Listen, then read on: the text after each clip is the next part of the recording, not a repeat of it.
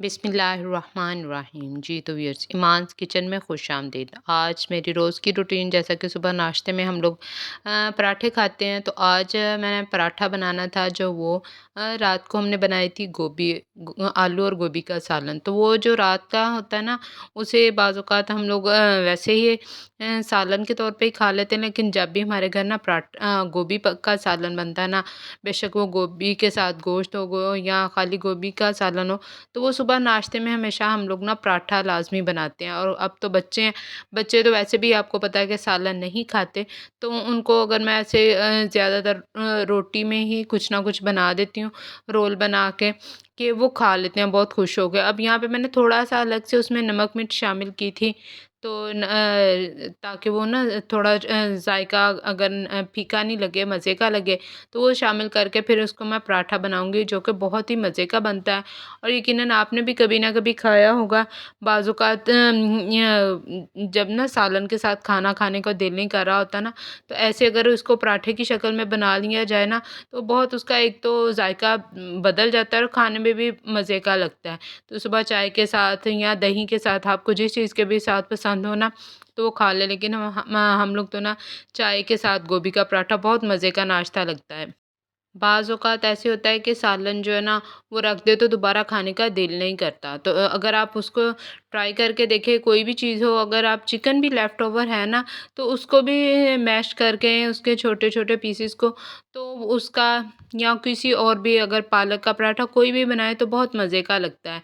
आप एक दफ़ा मेरे कहने पे ज़रूर ट्राई कीजिएगा, तो ये बहुत मज़े का लगेगा। इसके साथ ही इंसान बाज़ औक़ात अपने हालात और तकदीर कुछ ना कुछ बदलना चाहता है, लेकिन बदलने के लिए वो बस सोचता रहता है बैठ के, कि मैं सोच के अपने हालात या तंग दस्ती जो होती है, उससे कैसे छुटकारा पाऊँ। तो ऐसे के जो काम होते हैं ना, ये बैठकर सोचने से कुछ नहीं होता।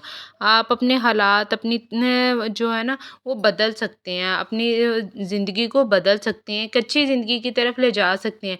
इसके लिए आपको कोशिश करनी होगी। आम रूटीन में ये होता है कि हम जी अपने रूटीन से हटकर कोई काम नहीं कर सकते। अब अगर आपको अपनी नींद की कुर्बानी देनी पड़े या कम सोना पड़े, और उसके लिए आपको रात को जाग के मेहनत करें, तो उसके बगैर तो कामयाबी मुमकिन है ही नहीं।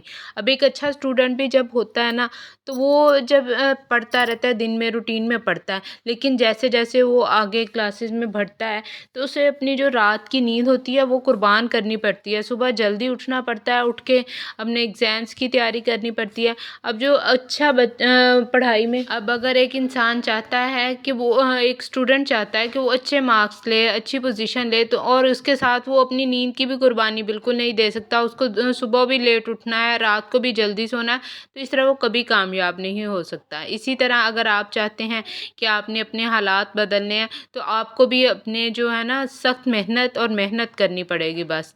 काम, काम और दिन-रात काम करना पड़ेगा, तभी आप अपने हालात और अपनी तकदीर को बदल सकते हैं। हाथों के आगे ना, अल्लाह ताला ने हाथ की लकीरों के आगे उँगलियाँ इसीलिए बनाई हुई हैं, ताकि हम इन उँगलियों से मेहनत करें अपनी, और अपने जो हाथों की तकदीर लिखी गई है ना हमारी, तो उनको भी हम बदल सकते हैं अपनी मेहनत से। बाज़ औक़ात इंसान ये कहकर खुद को समझा लेता है या टाल लेता है कि नहीं, हमारी तकदीर में ही ये लिखा हुआ है, तो बिल्कुल भी नहीं। तो इसी तरह अगर आप अपने हालात को बदलना चाहते हैं, अपनी तकदीर को बदलना चाहते हैं ना, तो आपको काम करना पड़ेगा। अब बाज़ औक़ात हम देखते हैं कि फ़लाँ शख़्स तो बहुत अमीर हो गया, या फ़लाँ के हालात बदल गए, तो इसके लिए उसने जो दिन-रात हमने मेहनत की होती है, वो भी बहुत अहमियत के हामिल है। वरना अगर आप सोचें कि हम अपनी आसाइश के लिए अपना मेहनत भी ना करनी पड़े, और हम कामयाब भी हो जाएँ, तो ये मुश्किल नहीं। तो आज मैं ना रेमेडी नहीं कोई भी बना रही, कुछ भी नहीं बना रही। आज ना मैं आपके साथ एक ना जो शेयर करूँगी, घर में मैं कैसे होममेड लोशन जो है ना, वो मैं बनाती हूँ। अब जैसा कि सर्दियों का मौसम आ गया है, तो सर्दियों में मेरे हाथ और पाँव बहुत खुश्क हो जाते हैं।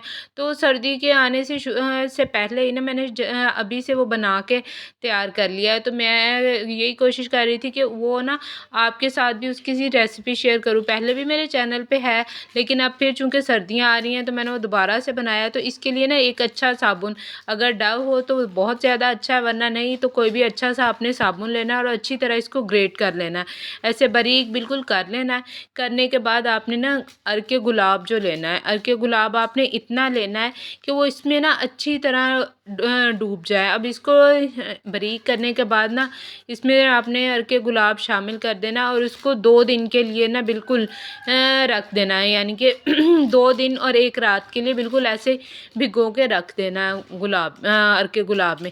इससे ये होगा, ये तो अच्छी तरह ना बिल्कुल सॉफ्ट हो जाएगा, नरम हो जाएगा। और उसको आपने इसके बाद चम्मच से भी ऐसे मिक्स करेंगे तो हो जाएगा, वरना अब किसी ब्लेंडर, आपके पास ब्लेंडर है उसमें डालें लेने।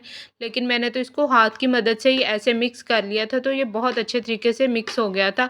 इसमें कोई किसी किस्म की आपने ना गुठलियाँ नहीं रहने देनी। जो हमारे पास साबुन है ना, उसको अच्छी तरह ब्लेंड कर लेना है ऐसे। इसको अच्छी तरह मिक्स कर लिया। अब इसमें जितना मैंने 1 कप मैंने इसमें अर्के गुलाब लिया था और 1 कप ही मैंने इसमें लेमन जूस लेना है। और लेमन जूस अच्छी तरह इसमें ना आपने छान के डालना है, कोई इसमें उसके बीज वगैरह ना आए।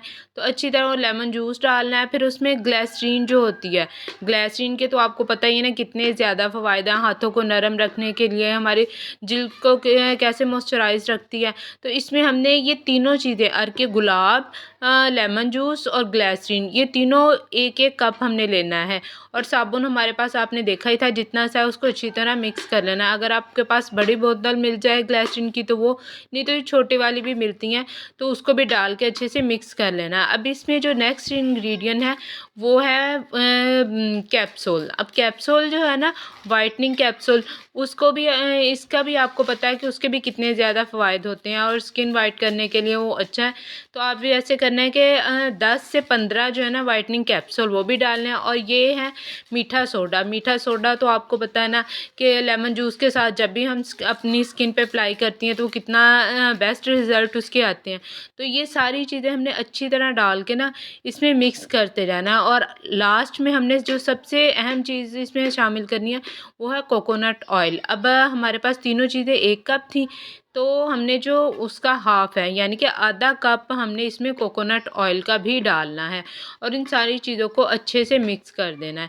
अब यहाँ पे मैंने कैप्सूल डाले हैं, तो ये सारी चीज़ें अच्छे से डाल के इनको मिक्स कर लेना है। और मैं तकरीबन पिछले 2 से 3 साल से ये घर में ही लोशन बना के तो अपने हाथों और पाँव पे लगाती हूँ, तो इससे बहुत अच्छा रिज़ल्ट मिलता है। और मेरे जो ना पाँव की एड़ियाँ पहले बहुत फटी हुई और रफ़ सी रहती थी, इसको आप ऐसे खुली जार में भी डाल सकते हैं। फिर मिलेंगे नेक्स्ट वीडियो में, जब तक के लिए अल्लाह हाफ़िज़।